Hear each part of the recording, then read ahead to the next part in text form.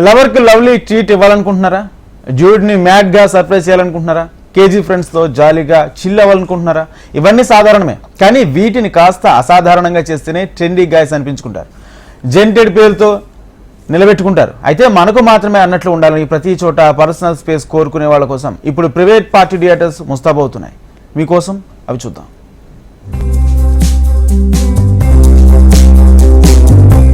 మన దోస్తు birthday celebration ఎక్కడ చేద్దాం అన్న ఆలోచన ప్రతి ఫ్రెండ్స్ సర్కిల్లోనూ వస్తుంది. అయితే ఇప్పుడు స్పేస్ వెతకడానికో బెలూన్లు ఊది డెకరేషన్ చేయటానికో చాలా మందికి తీరిక ఉండట్లేదు. అలా అని దోస్తునో లవర్నో సర్ప్రైజ్ చేయాలన్న ఆలోచన మాత్రం పోవట్లేదు. అటు పార్టీ జరగాలి, ఇటు ఎక్కువ టైం వేస్ట్ కాకూడదు అనే కాన్సెప్ట్ ప్రైవేట్ థియేటర్లు పుట్టుకురావటానికి కారణం కావచ్చు.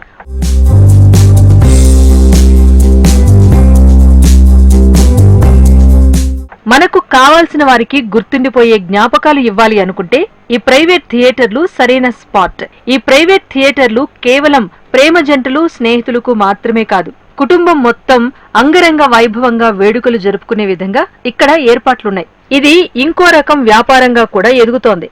ఎంచక్కా కేక్ కట్ చేసుకుని కాసేపు సినిమా చూసి ఎంజాయ్ చేయొచ్చు. అవే పుట్టినరోజు వేడుకలు, పెళ్లి రోజు వేడుకలు, మిగతా వేడుకలు 100 మందిని పిలిచి జరుపుకుంటే అధిక ఖర్చు అనుకునే వారికి ఇదొక సువర్ణావకాశంగా చెప్పొచ్చు.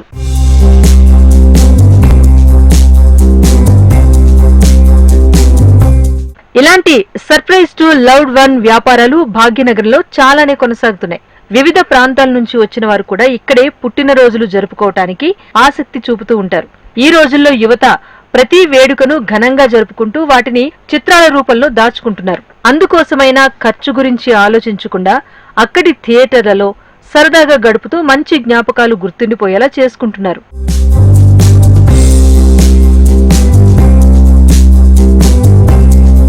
అదే విధంగా చూసుకున్నట్లయితే ఫ్రెండ్స్కి కపుల్స్కి రెండు సపరేట్గా ఉంటాయి. ఇప్పుడు బంధుమిత్రులతో వచ్చినట్లయితే ఒక రూమ్, అదే ఒక కపుల్స్ మాత్రమే ప్రేమ జంటలు కానీ భార్యాభర్తలు కానీ వచ్చినట్లయితే ఇది సపరేట్ రూమ్గా సెలబ్రేట్ చేసుకోవడానికి కేటాయించడం జరిగింది. మనం చూసుకున్నట్లయితే ఇప్పుడు బర్త్డేకి సంబంధించిన డెకరేషన్ అయితే చూస్తున్నాం. అయితే ఇది చూసినట్లయితే ఓన్లీ కపుల్స్కు మాత్రమే ఇక్కడ సోఫాలు అరేంజ్ చేసి లైటింగ్స్ అరేంజ్ చేసి పెట్టడం జరిగింది. అయితే ఇక్కడ స్టోర్కి రావడానికి సెలబ్రేట్ చేసుకోవడానికి సంబంధించిన డీటెయిల్స్ ఏవైతే ఉన్నాయో, అంటే ఎంత ఖర్చు అవుతుంది, నార్మల్ పీపుల్ కూడా ఇంత సెలబ్రేషన్స్ గట్టిగా జరుపుతున్నారు అని అంటే ఖచ్చితంగా ఎంతో ఖర్చు ఉంటుంది అని అందరూ అపోహపడుతూ ఉంటారు. అయితే ఎలా ఉండబోతుంది ఖర్చులు కానీ, నార్మల్ పీపుల్ కూడా సెలబ్రేట్ చేసుకోవచ్చా అనేది మనం ఇక్కడ పనిచేసే వారిని అడిగి తెలుసుకునే ప్రయత్నం చేద్దాం. ఇక్కడ చాలా మంది ఎంప్లాయీస్ ఉండి ఉంటారు. సో వాళ్ళ దాంట్లో వర్క్ చేసే వాళ్ళని ఒకరినైతే అడిగి తెలుసుకునే ప్రయత్నం చేద్దాం. నమస్తే అండి.